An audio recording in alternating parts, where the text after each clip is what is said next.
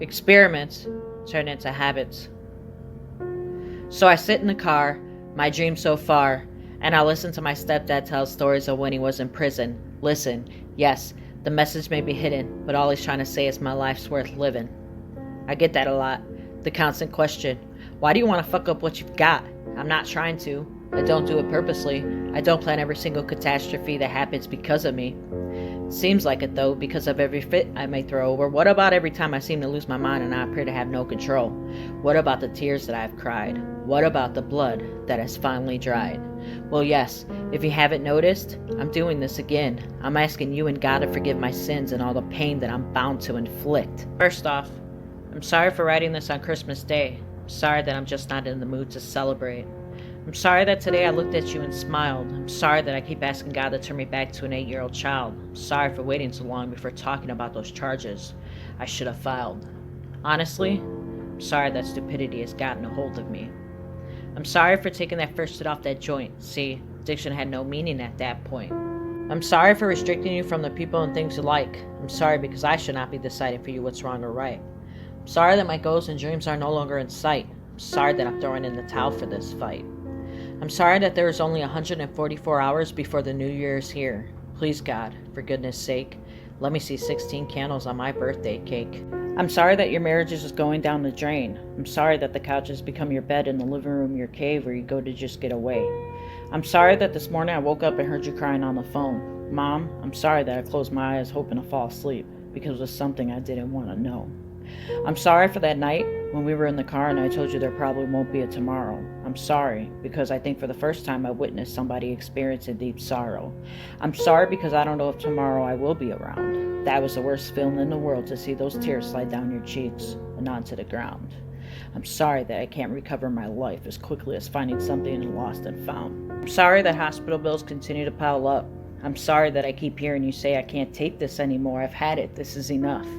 I'm sorry that in a few days, I'll be 16. I'm sorry, because this poem is just in case anything happens. At least I know I came clean. I'm sorry for being so mean to my siblings. There's no excuse for it.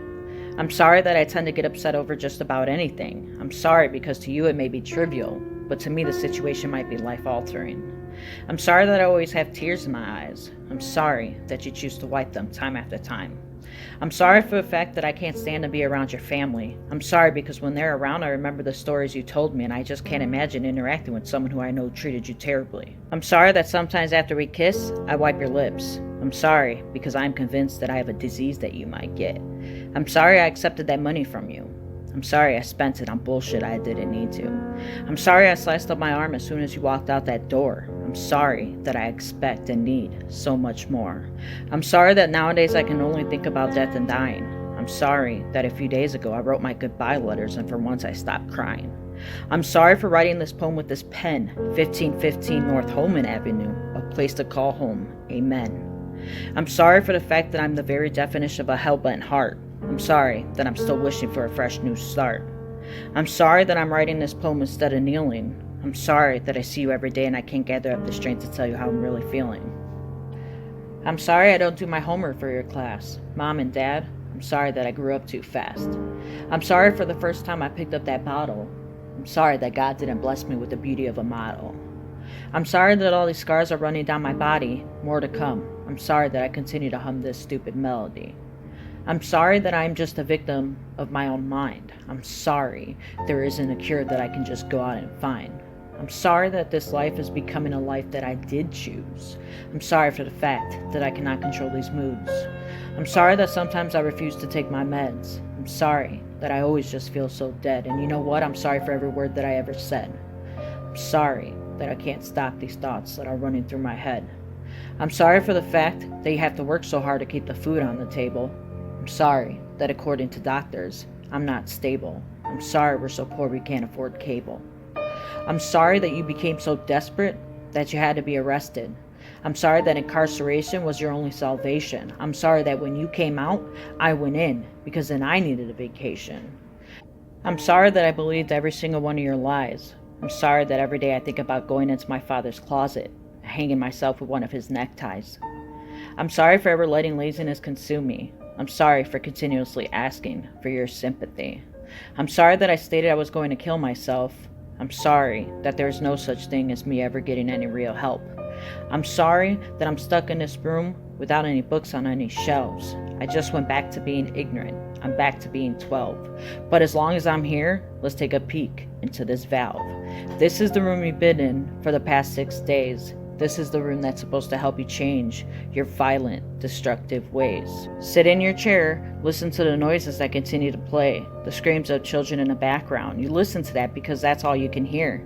Staff walks in, just doing their rounds, but you don't really notice because your mind is floating up in the clouds, reminiscing about all the ways in which your life is turned upside down. But imagine, what if there was no sound? Saving Private Ryan, Tom Hanks. The sound of the war is deafening because we feel the pain. Now that's what you call insane, not a teenage girl that's on a psych ward for 8 days. So, I'm sorry that in order to get out, I had to lie and say I was okay, even though I want nothing more than to put a bullet through my brain. I'm sorry that I'm going to go back to playing that role. I'm straightening up my shoulders. I ain't gonna let anything take its toll. If it does, and when it will, I want everyone to know, I'm sorry that we're battling this still.